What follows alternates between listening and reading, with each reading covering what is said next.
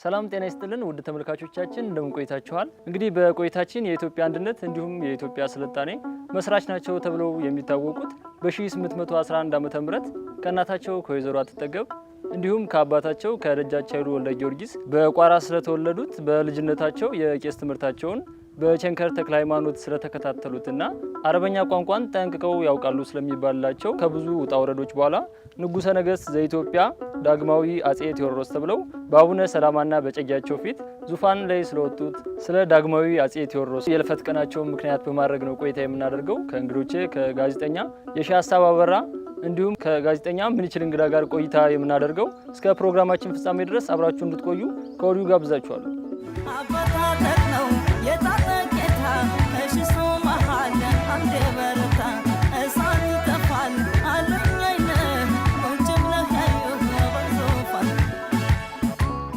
ስለመጣችሁ ከልብ አመሰግናለሁ። እኛም እናመሰግናለን። እርግጥ ቤታችሁ ነው። እውነት ነው። ወደ ፕሮግራሙ ነው እንጂ ቤታችን ነው። እንግዲህ ጸሐፍት፣ ደራሲያን፣ ዜና መዋዕያን ንጉሠ ነገሥት አጼ ቴዎድሮስን በተለያየ መንገድ ይገልጿቸዋል። እንደው ላብነትም አለቃ ወልደ ማርያም የአጼ ቴዎድሮስ ታሪክ በሚለው መጽሐፋቸው ንጉሱን ለኢትዮጵያ ኑረው ለኢትዮጵያ የሞቱ ይላቸዋል እና እንደው እስኪ ወደ አንተ ስመጣ የሺህ ሀሳብ ንጉሱን እንደው እንዴት ትገልጣቸዋለህ?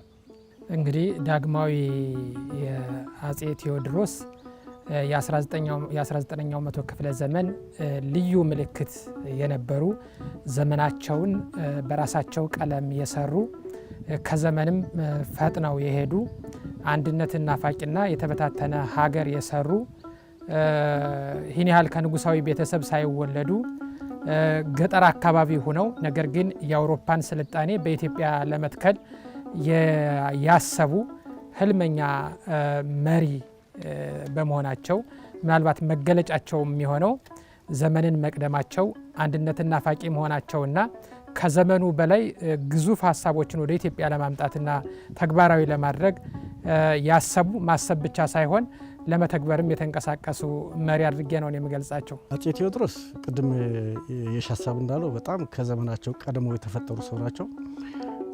አሁን በሞደርን ወይም ደግሞ ዘመናዊ የኢትዮጵያ ታሪክ የሚለው የሚጀምረው ከሳቸው ነው። በጣም በጦርነት ውስጥ የምትታመስ የነበረች ሀገር፣ በድህነትና በእርዛት ውስጥ ህዝቡ የሚሰቃይባት የነበረችን ሀገራቸውን ከፍ ወዳለ ነገር ለማድረስ ትልቅ ራዕይ ሰንቀው የተንቀሳቀሱ ነበር።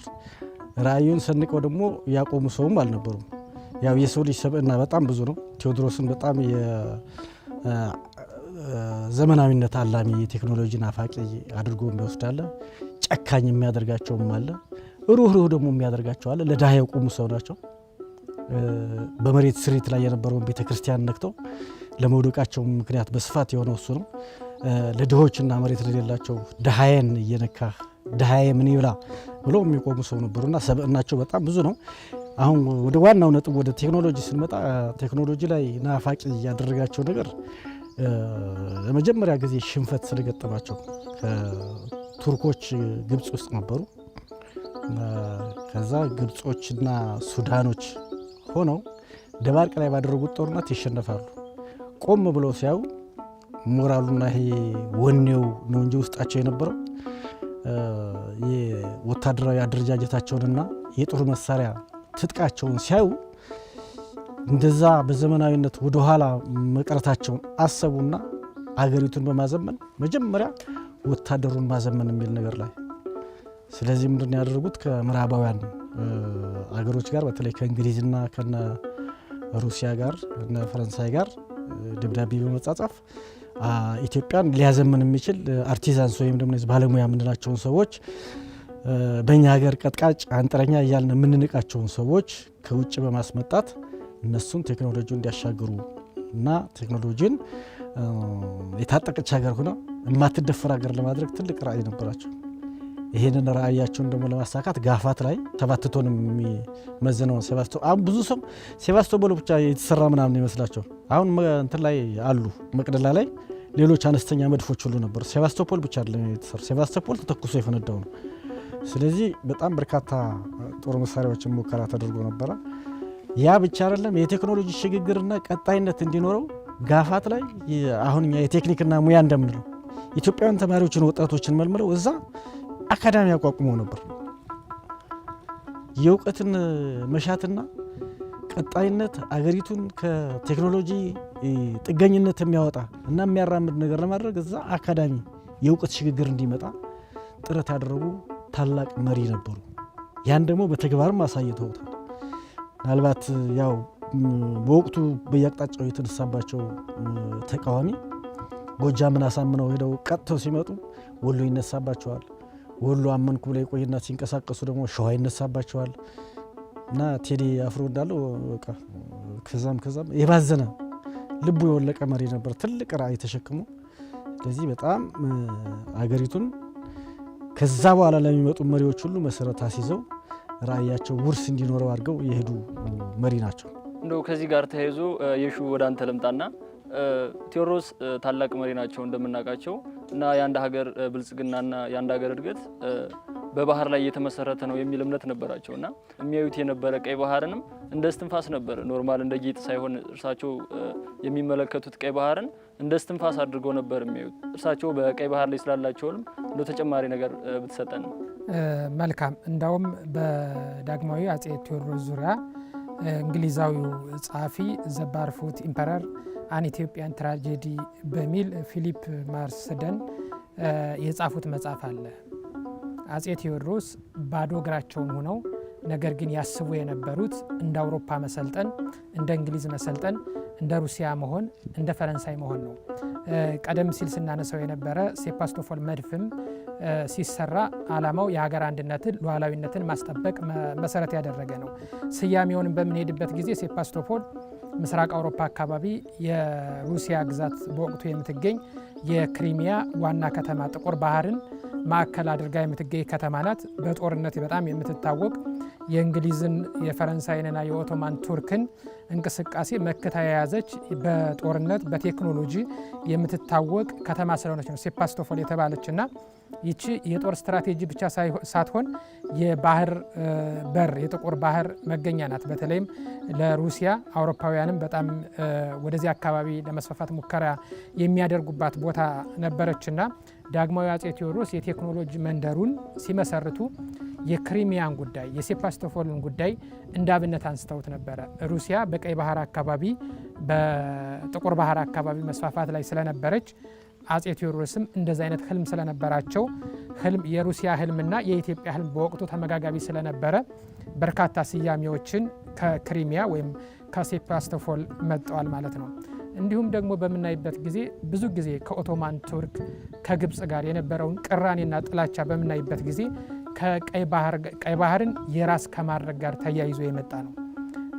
በርካታ ደብዳቤዎችም ወደ እንግሊዝ ዳግማዊ አጼ ቴዎድሮስ በሚጽፉበት ጊዜ የቀይ ባህርን ተጠቃሚነት ማዕከል ባደረገ መንገድ ነው ደብዳቤዎችን ይጻጻፉ የነበሩት። አጼ ቴዎድሮስ የባህር በር ከሉዓላዊነት ነጥለው የሚመለከቱ መሪ አልነበሩም። ይህ ደግሞ የሚረጋገጠው ቴክኖሎጂን መታጠቅ ሲቻል ከቴክኖሎጂ ጎን ለጎን መሰረተ ልማትን ማሟላት ሲቻል ነው። የመንገድ መሰረተ ልማት አስጀምረዋል።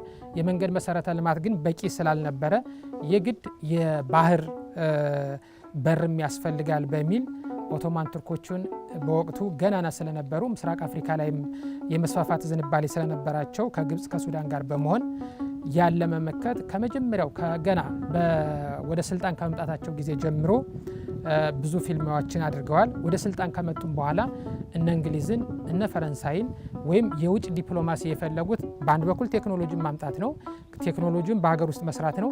በሌላ በኩል ግን ቴክኖሎጂ መጥቶ ኢትዮጵያ አንዱ ሁና በኢትዮጵያ ውስጥ የስራና የተቋም መዋቅር መሻሻል መጥቶ ሌላስ ምን ያስፈልጋል ተብሎ በሚጠየቅበት ጊዜ ዳግማዊ አጼ ቴዎድሮስ የባህር በርን እንደ መተንፈሻ እንደ ዋና የኢትዮጵያ የስልጣኔ ማማ አድርገው ነበር የሚመለከቱት። በደብዳቤያቸውም በርካታ ደብዳቤዎች ከበርካታ ሀገራት መሪዎች ጋር በሚጻጻፉበት ጊዜ ይህን አንስተዋልና ዳግማዊ አጼ ቴዎድሮስ ለባህር በር ጥያቄ የነበራቸው ጉጉት ልክ ቴክኖሎጂው ጋር እንደነበራቸው ጉጉት ትልቅና የሚጨበጥ እንቅስቃሴም ጀምረው እንደነበረ ታሪክ ዘክሮት እናገኛለን። የመጀመሪያው የባህር ኃይል ያቋቋመ ሰው ነው ጣና ላይ ብሩ ጎሹ የሚባል ከደጃች ጎሹ ጋር ከአባቱ ጋር ተጣልቶ በአባቱ ድል ከተደረገ በኋላ ደቅ ደሴት ላይ ይደበቃል። እነዚህ ፖቴንሻሊ የሱ ተቀናቃኞችና ኃይል ጉልበት ያፈረጠሙ ሰዎች ስለነበሩ እነሱን የማዳከምና የመምታት ስለሆነ ደቅ ደሴት ላይ መደበቁ እንደሰማ ይሄ ኢንዲጂኒየስ ነው ወይም ደግሞ አገር በቀል እውቀት የምንለውን ነገር ያን አገር በቀል ቴክኖሎጂ ወደ ተግባር የፈጸመ ነው። ወደ ከ400 በላይ ታንኳዎች እንዲሰሩ አድርጎ የባህር ኃይል ማለት ነው። በቃ አሁን ዘመናዊ ላይ ስናየው የባህር ኃይል ማለት ነው። እሱ ወደ 400 ታንኳዎች እንዲሰሩ አድርጎ ደቅ ደሴትን በመወረር ያን ብሩ ጎሹን አንገቱን አንቆ ያመጣ ሰው ነውና ተክለ ኢየሱስ ዋቅጅራ የኢትዮጵያ ታሪክ የሚለው መጽሐፋቸው ላይ እንዳሉት የመጀመሪያው ንጉስ ነው የባህር ውጊያ ሲያካሂድ ምናምን ይላሉ። በእርግጥ ከዛ በፊት እነ ካሌብ እና በአክሱማውያን ዘመን ጊዜ የጦር ኃይል የባህር ኃይል ነበራት ኢትዮጵያ። በባህር ነበር ውጊያ የሚካሄዱ ከፋርሶች ጋር ከየመኖች ጋር።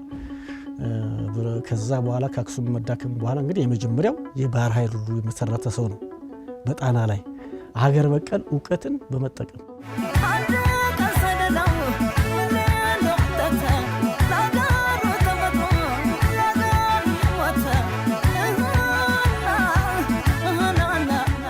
ከእንግሊዝ መንግስት ጋር የተለያዩ ደብዳቤዎችን በመላላክ ዲፕሎማሲያዊ ግንኙነት ሲያደርጉ ነበር የቆዩ።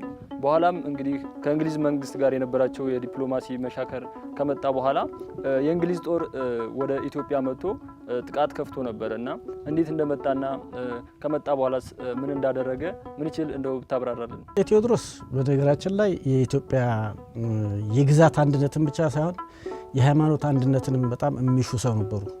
እዚህ በኢትዮጵያ ቤተክርስቲያን ውስጥ ክፍፍል ነበር። የካራ ልጆች፣ የጸጋ ልጆች፣ የተዋህዶ የሚሉ ነገሮች ስለነበሩ እነዛም ሁሉ በቤተክርስቲያን ውስጥ ያለውን ውዝግብ አንድ በማድረግ አገራዊ አንድነትን ለማጠናከር ምኞት ነበራቸውና ለእንግሊዞች ደብዳቤ ሲጽፉ የክርስቲያን ሀገር በመሆናቸው ለክርስቲያን ያግዙኛል ብለው ይጠብቁ ነበር እና ሩሲያ ከኦቶማን ቱርክ ጋር ቅድም እሱ እንዳለው በክሪሚያ ግዛት ላይ ክሪሚያን ዋር የሚባለው በ1853 ከ56 በአውሮፓውያን አቆጣጠር የተካሄደ ጦርነት ነው። በዛ ላይ ሩሲያ ጋር ውጊያ ሲካሄድ እንግሊዞች ኦቶማን ቱርክን ይረዳሉ።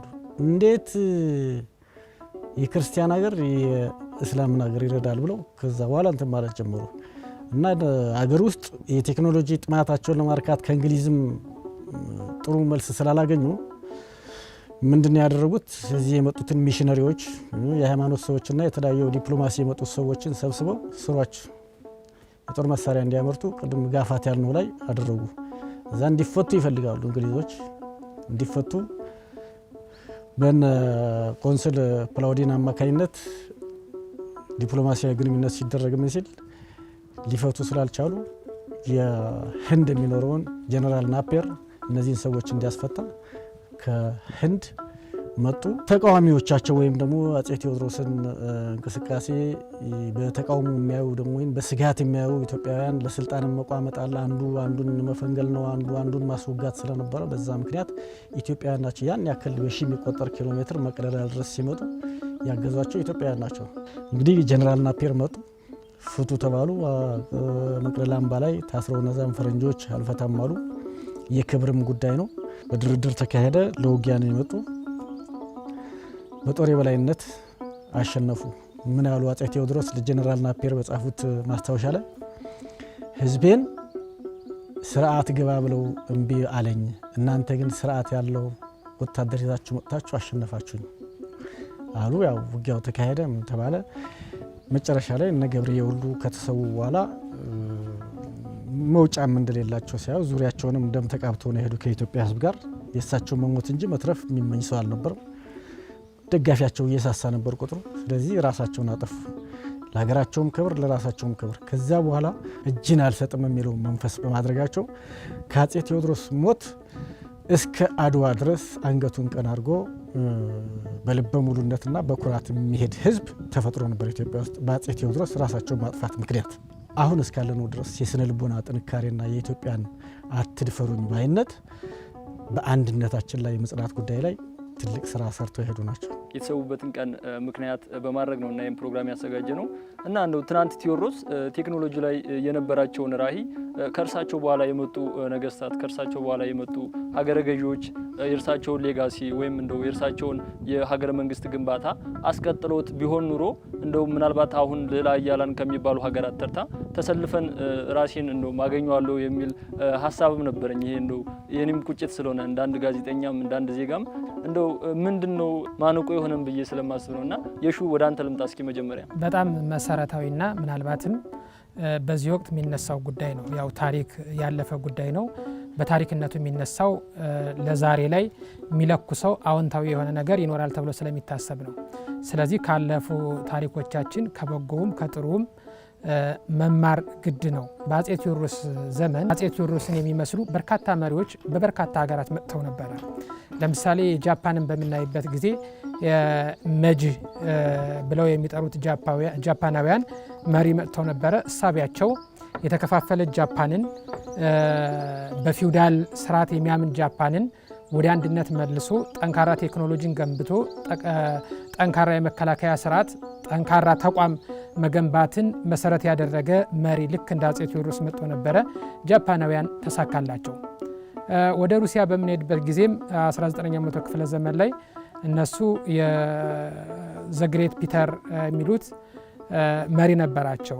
የታላቁ ጴጥሮስ ይሉታል።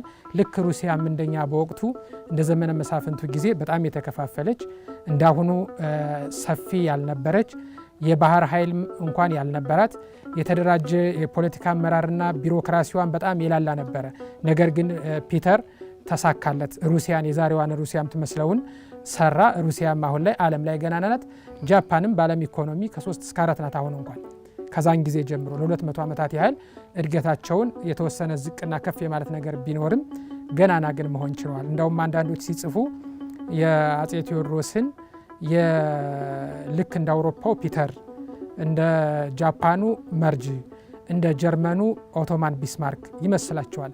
አሁን አጼ ቴዎድሮስ የተነጻጸረባቸው ሀገራት በሙሉ ስታይ ጀርመንንም በምታይበት ጊዜ፣ ጃፓንንም በምታይበት ጊዜ፣ ሩሲያንም በምታይበት ጊዜ በጣም ገናና ሀገራት ናቸው እና አጼ ቴዎድሮስ በመሪነት ብቃታቸውና በወቅቱ ይዘው በተነሱት ሀሳብ ንጽጽራቸው ከነ ጀርመን፣ ከነ ሩሲያ፣ ከነ ቻይና እና ዛሬ ላይ ካደጉና የዓለም ሌላ ኃያል ከሆኑ ሀገራት ጋር ነው።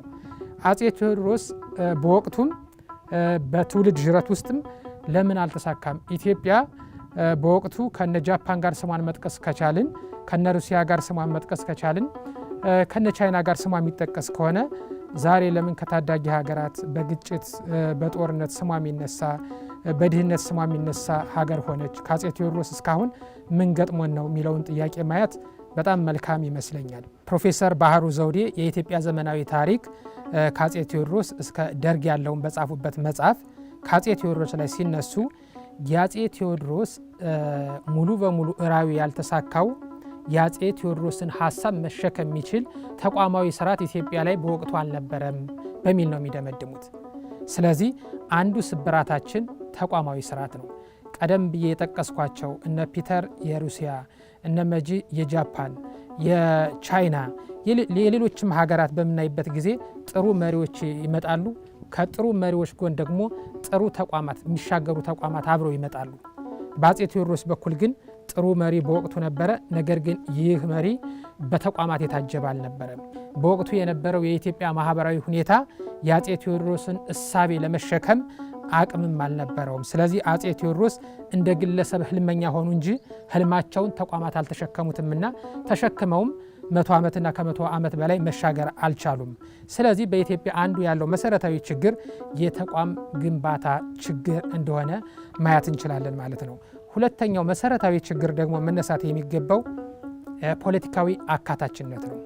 አጼ ቴዎድሮስ በመጨረሻ ላይ አሳዛኙ ጀግና እያለ ነው ፊሊፕ ማርድሰን የሚገልጻቸው አጼ ቴዎድሮስን ዘ ባርፉት ኢምፐረር በሚለው መጽሐፉ ማለት ነውና አሳዛኙ ጀግና የሚልበት ዋና ምክንያት አጼ ቴዎድሮስ ብቻቸውን ነበሩ። ብቻቸውን የሆኑበት ምክንያት ውስጣዊ አንድነት አልነበረም። ስለዚህ ብዙዎቹ ከ1700 ኪሎ ሜትር ተራራውን አቆራርጠው ከህንድ እና ከእንግሊዝ እየተነሱ የእንግሊዝ ወታደሮች ወደ መቅደላ አምባ ሲዘልቁ መንገድ በማሳየት በመምራት ብዙዎች ተባብረዋል። ስለዚህ አጼ ቴዎድሮስን የመቅደላ አምባ ምሽግ ማዳን አልቻለም። ያን የመሰለ ጂኦግራፊ አጼ ቴዎድሮስን መከላከል ያልቻለው በወቅቱ አጼ ቴዎድሮስ የሰሩት ወይም በኢትዮጵያ ውስጥ የነበረው ተቋማዊ መዋቅር አካታች አልነበረም። በወቅቱ መከፋፈሎች በእጅጉ ነበሩ። ጥቅማቸው የተነካባቸው የፊውዳል ኃይሎች ነበሩ። ማህበራዊና ባህላዊ ተቋማት ነበሩ። እነዚህ ተቋማት አጼ ቴዎድሮስን ማገዝ አልቻሉም። አጼ ቴዎድሮስም እንደ አጼ ሚኒሊክ አካታች ለመሆን ብዙ አልፈለጉም። ማዕከላዊ ስልጣን ለማደላደል ማዕከላዊ ኢትዮጵያን ለመገንባት ሲሉ በተወሰነ መንገድ የአካባቢ ፊውዳል መሪዎችን ስልጣን ነጥቀው ወይም ቀንሰውባቸው ስለነበረ ከአጼ ቴዎድሮስ ጋር ከመተባበር ይልቅ ራሳቸውን ለማንገስ ራሳቸው ስልጣን ለመያዝ የተሯሯጡበት ሁኔታ ስለነበረ በሀገር ውስጥ ውስጣዊ አንድነት ስላልነበረ ከአጼ ቴዎድሮስ እስከ ዛሬ በሚኖረን የሀገር እድገት ውስጥ አጠቃላይ የሀገረ መንግስት ምስረታ ውስጥ አንድነት አለመኖር አንዱ ፈተና ሆኖ ይነሳል። ከአጼ ቴዎድሮስም ምንማረው መሰረታዊ ሀሳብ ይሄ ነው። እንዳለ እዚህ ጋር ትይዩ የተቋማት ቀጣይነት ነው። ለምሳሌ ሩሲያን በምንሄድበት ጊዜ የሩሲያ ከሞስኮ ቀጥላ ትልቋ ከተማ ፒተርስበርግ ትባላለች። ፒተር የሚባል ንጉሥ ስለነበረ በስያሜ ደረጃ እንኳን የኢትዮጵያ መሪዎች ስያሜያቸው አንዱ መሪ ሲመጣ በስያሜ ደረጃ እንኳን እየተቀያየረ የሰሩት ተቋም እየፈረሰ ኢትዮጵያ የአገዛዞችን መልክ እየመሰለች ነው እንጂ የምትሄድ ኢትዮጵያን የሚመስል ተቋም የተሻገረ ተቋም ኢትዮጵያ ውስጥ የለም። ጀርመን ሂድ፣ ጃፓን ሂድ፣ ሩሲያ ሂድ፣ በወቅቱ ከአጼ ቴዎድሮስ ጋር የሚነሱ መሪዎች ነበራቸው። የነዚህ መሪዎች አሻራ እያደገ ነው እንጂ የመጣ እየተቋረጠ አይደለም የመጣው። ኢትዮጵያ ላይ ግን እንዲህ አይነት ነገር የለም። ቀደም ሲል ለምሳሌ የባህር በር ጥያቄ ነበራቸው እያል ነበር አጼ ቴዎድሮስን። ዛሬም አለን ከ100 ምናምን ከ200 ሊደፍ ነው እያለ ማለት ነው። ተመሳሳይ ጥያቄ ነው እያነሳን ያለና ለምን ሳይመለስ ቀረ? የተመለሰበት የታሪክ አጋጣሚ አለ። ነገር ግን አንዱ ያስመለሰውን ከማስቀጠልና ከማስፋት ይልቅ የማጥፋት ነገር ኢትዮጵያ ውስጥ ነበረ። ስለዚህ አፍርሶ የመስራት ነገሮች ስላሉ በዚህ ምክንያት ኢትዮጵያ ለማደግ ችግር ውስጥ እንደገባች ማየት እንችላለን። እና እንደ መጨረሻ መፍትሄ በእኔ በኩል የምጠቁመው ጠንካራ ተቋም መፍጠር ከጠንካራ መሪ በላይ በእጅጉ አስፈላጊ ነው። ተቋማት ካሉ የትናንት ህልምና የነገ ህልም መገናኘት ይችላል፣ መደጋገፍ ይችላል፣ አብሮ መሄድ ይችላል። ጠንካራ ተቋማት፣ ግልጽ ተቋማት፣ ህዝቡን የሚያገለግሉ አካታች ተቋማት ካሉ አኩራፊ ኃይል ኢትዮጵያ ውስጥ አይፈጠርም። አኩራፊ ኃይል ከሌለ ደግሞ ሀገር አንድነቷ ከተጠበቀና ከተረጋገጠ ደግሞ የውጭ ጠላትም መንካት አይችልም። እድገትም አለ፣ ሰላምም አለ። ሰላም ካለ ደግሞ ሉዓላዊነትም አብሮ ይኖራል እና ማደግ፣ መልማት፣ ወደ ቴክኖሎጂ መሄድ ይቻላል። በሌላ በኩል ደግሞ ውስጣዊ አንድነትን ማስጠበቅ በእጅጉ አስፈላጊ ጉዳይ ነው። አንድነት የሌለው ህዝብ፣ አንድነት የሌለው መንግስት፣ አንድነት የሌለው አደረጃጀት ሉዓላዊነቱን፣ ክብሩን፣ ልማቱን ማስጠበቅ አይችልም። ስለዚህ ውስጣዊ አንድነትን በአካታች ተቋም የሰላም ግንባታ በማድረግ በድርድር በአንድነት ማምጣት ይቻላል የሚል ሀሳብ አለ።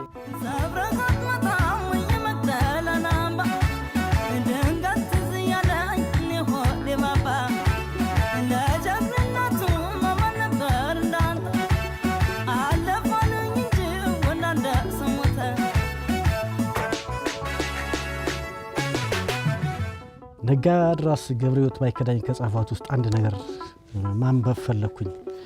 ነጋድራስ ገብረሕይወት ባይከዳኝ ጃፓን ወይም ጃፓናይዜሽን የሚል ፕሮግራም ነበራቸው ጃፓኖች ለመሰልጠን እና እጅግ እልህ ሃይማኖተኛ ሀገሮችና የቀደመ ስልጣኔ የነበራቸው ኢራን፣ ኢትዮጵያና ጃፓን በተመሳሳይ ወቅት ላይ ረጅም ጊዜ የሃይማኖትና የህዝብ አስተዳደር የነበራቸው ሀገሮች ናቸው እና ጃፓኖች ወደ ኋላ በጣም ስለቀሩ በምዕራባውያን ስልጣኔ በጣም ቁጭት ውስጥ በመግባታቸው ምክንያት ዜጎቻቸውን እየላኩ እዛ ያስተምሩ ነበር እና ጃፓን የሚሉት መንግስትስ እንኳን ተምሮ የመጣለትን ሊያባረር ወደ አውሮፓ ሄዶ የሚማርለትን ሲያገኝ በገንዘብ ያግዘው ነበር።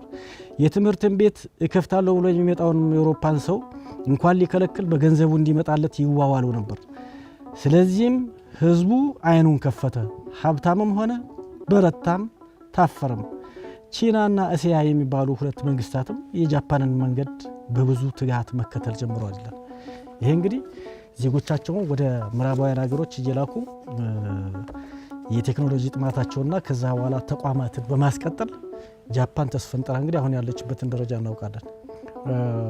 ቅድም እሱ የጠቀሰው የፕሮፌሰር ባህሩ ዘውዴ መጽሐፍ ላይ እንደሚሉት ለውድቀታቸው ትልቁን ነገር ውስጣዊ አንድነት እንዳይመጣ ያደረገው የጀመሩትን አብዮት ወይም መቀየር የጀመሩትን ሊደርሺፕ ወይም አመራር ስር ነቀል ጉዳይ ውስጥ አልገቡም። ይሄዱና የሆነ ባላባታዊ አስተዳደር ካለ ወንድማማች ይጣላሉ። ከሚጣሉትም ወገን አንደኛውን ያስቀምጡና አንተ ነህ የምትመራ ብለው ይመጣሉ። እሳቸው ዞር ሲሉ እርስ በርስ ይዋጋሉ። ባላባታዊ አስተዳደርን አገዛዝን ሙሉ በሙሉ ደምስሰው ማስወገድ አልቻሉም። እዛው ያሉትን ነው እንግዲህ አንተ ትሆናለህ ምናምን ብለው አገር ገዝተው ይሄን ግዛት ትገዛለህ እያሉ እየሾሙ የሚሄዱ ነበር። ይሄ ራሱ የሀገር አንድነታቸውን እንዳያጸናላቸው እና ረጅም ጊዜያቸውን የፈጀው ይሄን ነገር አንድ ጊዜ ጎጃም መዝለል፣ አንድ ጊዜ ሸዋ መሄድ፣ አንድ ጊዜ ትግራይ መሄድ መከራቸውን ያዩት በዚህ ምክንያት ነው እና በፊውዳሊዝም ላይ ይሄ ባላባታዊ አስተዳደር ላይ ጨክነው የጭካኔያቸውን ያህል እንደዛ አስወግደው የእሳቸውን ራዕይ የሚቀበልና በትክክል መሪ ይሆናል እኔ የማስበውን ያስፈጽማል የሚሉትን መሪ ማስቀመጥ አልቻሉም ታችለ።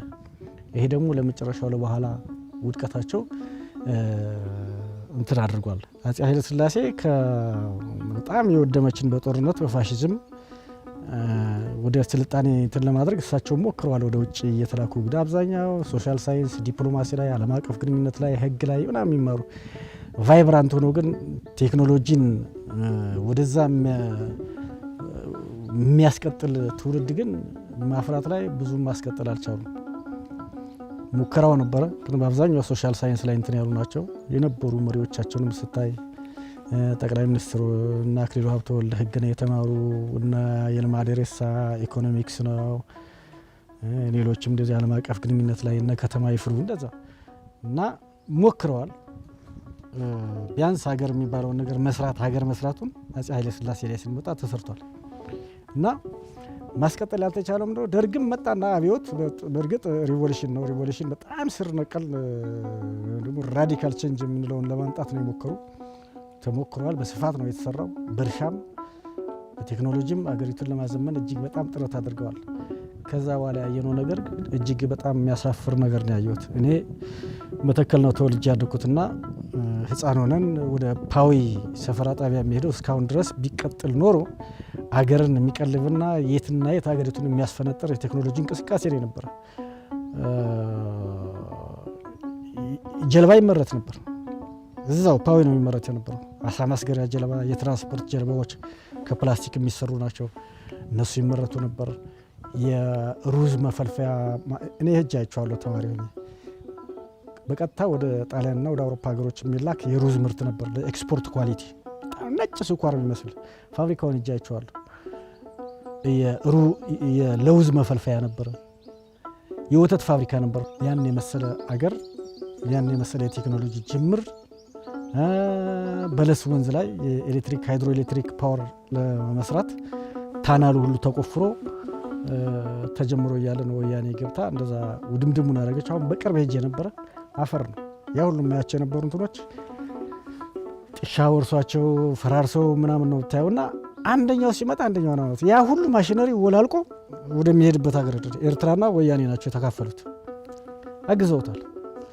እነሱም ግን ደግሞ ቢሻሉበት ኖሮ ጥሩ ነበር። ይሄ ግን በጣም መሰሪና እጅግ ሀገር የሚጎዳ አገር አፍራሽ ስራ ነው የሰሩ። ሌላውና አልዌሮ ምናምን እንላቸው ግድቦች ነበሩ። ወደ ጋምቤላ አካባቢ ላይ ስትሄድ ባሮ ወንዝ ላይ ትልቅ ስንትና ስንት ሺህ ሄክታር የሚያለማ የመስኖ ልማት ሀገራችን እንግዲህ ችጋራም ረሀብተኛን የምትባለው እስካሁን ድረስ ግን አላስቀጥሉትም። አሁን ምናልባት የአሁኑ መንግስት የሆነ ንቅናቄ ጀምሯል መሰለኝ አልዌሮንም ወደ ስራ ለማስገባት እና አንደኛው አሁን እንግዲህ ይሄን ምግብ የሚያፈራልህን ነገር ማስቆም ያን ቴክኖሎጂ ያለመጠቀም በጣም የሚያሳዝን ነው። ሌላው አሁንም ገብረ ሕይወት ባይከዳኝ ላይ ባነበው ደስ የሚለኝና አድማጮቻችንና እና ተመልካቾቻችን ቢያዩት አገር በቀል እውቀት ላይ ያለን ነገር አሁን መስተካከል አለበት። ተቋማቶቻችን ስንገነባ በአገር በቀል እውቀት ላይ መመስረት አለብን። ለምሳሌ የአገር በቀል እውቀት ምሳሌ ባመጣልህ ምጣድን ፈረንሳይም ጀርመንም አልሰሯትም። የኢትዮጵያ ቴክኖሎጂ ምጣዷ ራሷ ናት። ከውስጥ ትሸረሸርና ኤሌክትሪክ ሽቦ ነው የሚጠመጥሙባት። በኢትዮጵያ የተመሰረተች ቴክኖሎጂ ናት። ያን ማሳደግ እንችላለን ሀገር በቀል እውቀት ላይ። እስቲ አሁን እኛ የኢትዮጵያ ህዝብ አርነት አለን ሊባል ነው። አርነት ያለው ህዝብ ማለት እውነተኛ ትርጉሙ ለብቻው መንግስት ያለው ህዝብ ማለት ብቻ አይደለም፣ ራሱንም የቻለ ህዝብ ማለት ነው እንጂ የኢትዮጵያ ህዝብ እስከዛሬ ድረስ ገና ራሱን አልቻለም። እስቲ የለበስነውን እንይ። ከወዴት የተሰራና ማን ያመጣው ነው? የቤታችንስ ዕቃ ሁሉ ከወዴት የመጣ ነው? የምንለብሰውስ ልብስ፣ የምንጠጣበትና የምንበላበት ምግባችንንም የምናበስልበት ዕቃና መሳሪያ ሁሉ ፈጽሞ ከውጭ ሀገር የመጣ አይደለምን? ከዚህ ቀደም በሀገራችን ራሳችን ለመስራት ስንችል የነበረው ስራ ሁሉ ዛሬ ተረሳና ቃጫና በፈረንጅ ሀገር የተሰራ ሸማ ፈትልም የሀገራችንን ቡልኮና ጋቢ ያማረውንም ሸማችንን የሴቶቻችንን ቀጭን ፈትል ከገበያው አባረረው፣ ዋጋውንም ወሰዱት። የዶማውንና የመጥረቢያውን ነገርማ ዛሬ ምን ብለን እናውገው? የአውሮፓ ሰዎች በሀገራችን ከመጡና ከገቡ ወዲህ እንኳን እውቀት ልንጨምር አባቶቻችን ያቆዩልን ስራ ሁሉ ግማሹን ዛሬውን ረስተነዋል። ግማሹን አሁን ከጅቡቲ ወደ አዲስ አበባ በተሰራው የምድር ባቡር ምክንያት እስከ ቅርብ ጊዜ ድረስ ፈጽመን ሳንረሳው አንቀርብ። በዚሁም በሀገሩ ውስጥ የነበሩት ሰራተኞች የሰሩትን ስራ የሚገዛቸው አጥተው የለመዱትን ስራ ትተው የዕለት እንጀራ የሚገኙበትን ሌላ ስራ ይዛሉ። በዚህም የተነሳ ህዝቡ እውቀት ፈጽሞ ይለየዋልና የውጭ ሀገር ህዝቦች ታዛዥ ይሆናል። በሀገራችን የሆነው ነገር ሄደ።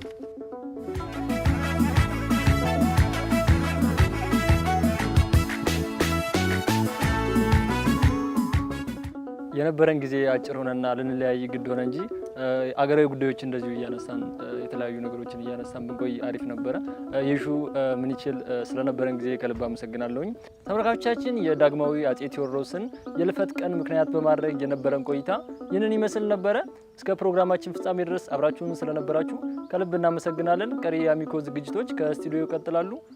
መልካም ቀን ተመኘውላችሁ።